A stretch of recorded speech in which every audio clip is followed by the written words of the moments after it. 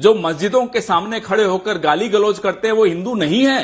ये भले उनके पीछे छिपा रहे हम हिंदू नहीं हो आप। ये मुस्कुरा रहे हो, बत्तीसी दिखाए जाते हो सुबह से शाम तक बैठकर, शर्म नहीं आती तुमको यहां बैठकर?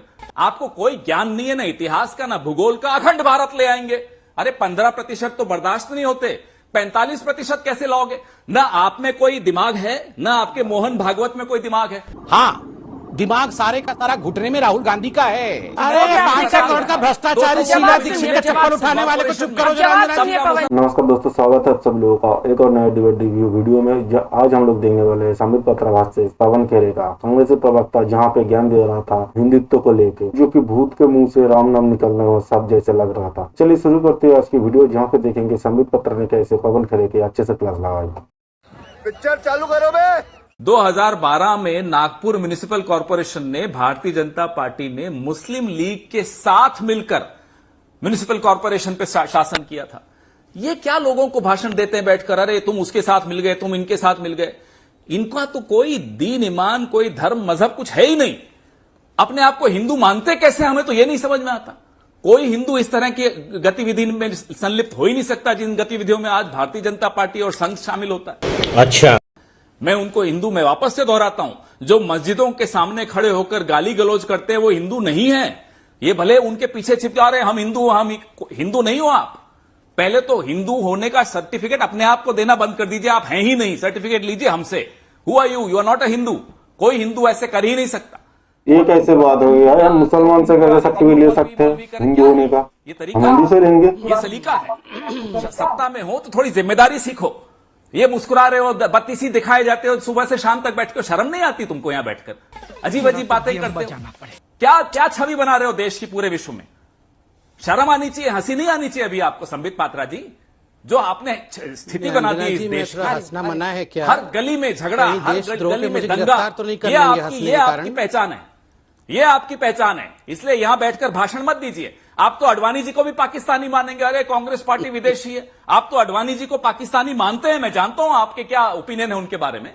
आपको कोई ज्ञान नहीं है, ना इतिहास का ना भूगोल का। अखंड भारत ले आएंगे, अरे 15% तो बर्दाश्त नहीं होते, 45% कैसे लाओगे? ना आप में कोई दिमाग है, ना आपके मोहन भागवत में कोई दिमाग है।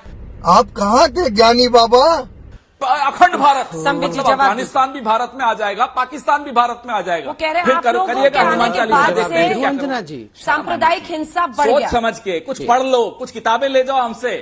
समय बहुत है आपके पास, ले जाओ किताबें, पढ़ लो, थोड़ा ज्ञान बढ़ाओ, फिर आकर यहाँ भाषण दो और बत्तीसी दिखाओ। बहुत अच्छा बोला। रुको जरा, सबर करो। सब तो किसी ने नहीं कहा मौलवी संबित पात्रा, ये क्या माहौल बना रहे हो? जब वोट मांगने गए जवाब थे सुनिए पवन जी। चांदनी चौक पवन में जी, पवन सर, सर, मैं भी इनको एक मिनट याद दिलाने दो। ये इनका इतिहास, इनका भी बारे में याद दिला दो, क्योंकि अरे 500 करोड़ का भ्रष्टाचारी शीला दीक्षित का चप्पल उठाने वाले को चुप करो जरा। ये शीला दीक्षित का चप्पल उठा के चल रहा था, 500 करोड़ का प्रॉपर्टी बनाया हुआ है। इसको पहले चुप कराओ अंजना जी, ये भ्रष्टाचारी को चुप कराओ, बहुत हो गया। शीला दीक्षित का चप्पल उठाने वाला 500 करोड़ का प्रॉपर्टी का मालिक बना हुआ है, भ्रष्टाचारी से बैठ के यहाँ पर क्या डिबेट करा रहे हो? अंजना जी बंद कराओ इसकी आवाज को, जवाब दीजिए। बंद कराओ इसकी आवाज को। संबित जी जवाब दीजिए। अंजना जी मैं शांति से मुस्कुरा रहा था, उस पे भी हिंदुओं को इतनी गाली दे दी इन्होंने कि तुम्हारी इतनी हिम्मत, तुम मुस्कुरा रहे हो। हिंदू तो ऐसे हैं कि वो मुसलमानों के ऊपर आक्रमण करते हैं, तुमसे तो 15% भी संभाल, तुमसे तो। अरे सर प्लीज, ये अंजना जी, मैं इनके बीच में नहीं बोलता हूं, इनकी आवाज को बिल्कुल कम करके रखिए। ये लोग यही डिजर्व करते हैं। अंजना जी इनकी आवाज को कम रखिए, क्योंकि मैं इनके बीच में नहीं बोलता हूं। बीच में ना बोल। मैं सबका एक एक करके जवाब लूंगी, जिसका नाम लूंगी वही बोल पाएगा। ऑन एयर उसी की आवाज जाएगी। इन बेवकूफों की आवाज को कम रखिए। अब ऑन एयर जिसकी आवाज जाएगी उसी की जाएगी। Please please Pavan ji, please. Sambit देखिए अंजना जी, मुझे तो बहुत तकलीफ होती है कांग्रेस की ये हालत देख करके। आज पवन खेरा जैसे व्यक्ति की हालत आप देखिए, मतलब खाली गाली देना बच रह गया है, बाकी सब कुछ इन्होंने कर दिया। कितने शांतिप्रिय तरीके से डिबेट चल रहा है। ये जो बौखलाहट कांग्रेस पार्टी की है, ये जो हिंदुओं के प्रति नफरत कांग्रेस पार्टी की है, आज कांग्रेस पार्टी का एक बात अंजना जी याद रखिए, जिसने हिंदुओं पर, निरीह हिंदुओं पर गोली चलाई, जिसने भगवान राम के अस्तित्व पर सवाल खड़ा किया, जिसने हिंदुओं के खिलाफ षड्यंत्र किया है, याद रखिए ये सनातन का पावन भूमि है, ये शंकराचार्य की भूमि है, यहां उनका अस्तित्व मिटेगा ही मिटेगा, राजनीतिक अस्तित्व समाप्त होगा ही होगा। यूं ही कांग्रेस का अस्तित्व समाप्त नहीं हो रहा है। जिस तरह से ये कांग्रेस, इन कांग्रेसियों ने षड्यंत्र करके 2013 में एक बिल इंट्रोड्यूस करने की कोशिश की थी, जिस बिल में अगर देश भर में कोई भी दंगा होता है तो उस दंगे का जिम्मेदार केवल हिंदू होगा और कोई नहीं। ये जो कम्युनल वायलेंस बिल ला रहे थे, केवल और केवल हिंदू ही जिम्मेदार होगा। नतीजा 2014 में क्या हुआ आपने देखा है। अंजना जी, हिंदू कभी भी हिंसक नहीं हो सकता है। हनुमान चालीसा का उच्चारण करके हम कभी मुसलमानों के ऊपर, हमारे भाई हैं, कभी किसी के ऊपर हमला नहीं कर सकते। मगर हनुमान चालीसा और हिंदुओं के ऊपर कांग्रेस की ये जो बेचैनी है, कांग्रेस का ये जो षड्यंत्र है, ये ऐसे ही नहीं है।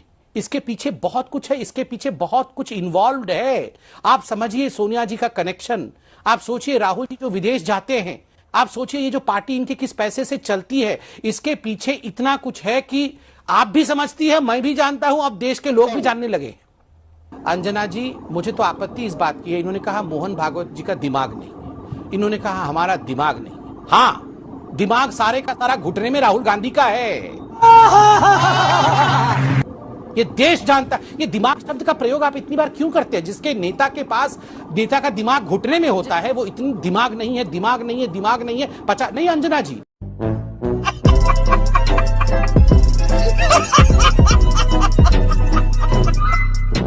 ये जो कांग्रेस और बाकी पार्टी कहते हैं कि बीजेपी के आने के बाद हिंसा वगैरह बढ़ गया, लेकिन जब देश भाग हुआ था, देश तब कहाँ थे भाई? तब तो ये पार्टी बीजेपी पार्टी भी नहीं था। लेकिन ये जो है पूरा देश को टोपी पहनने में लगा है कांग्रेस और बाकी जो पार्टी है। हिंदू अगर माइनॉरिटी में कभी चला गया तो देश पे फिर क्या होगा पता ही आप लोगों का। अभी हाल में बंगाल में हुआ मुर्शिदाबाद दंगा को हम लोग देख चुके हैं। रिसेंटली की बात कर रहा हूँ, 2025 की बात है ये। मुर्शिदाबाद में क्या हुआ था वो सबको ही पता है। वहाँ पे हिंदू माइनॉरिटी में है, यहाँ पे भी हिंदू माइनॉरिटी में होगा और मुस्लिम अगर पॉपुलेशन ज्यादा होगा, कोई कोई भाई खतरा हो जाएगा किनको? हिंदुओं को। दोस्तों, आज की वीडियो में कैसा लगा कमेंट में जरूर बताएगा। वीडियो पसंद आए तो लाइक जरूर कीजिए, शेयर कीजिए अपने दोस्तों के साथ। मिलते हैं नेक्स्ट वीडियो में। जय श्री राम।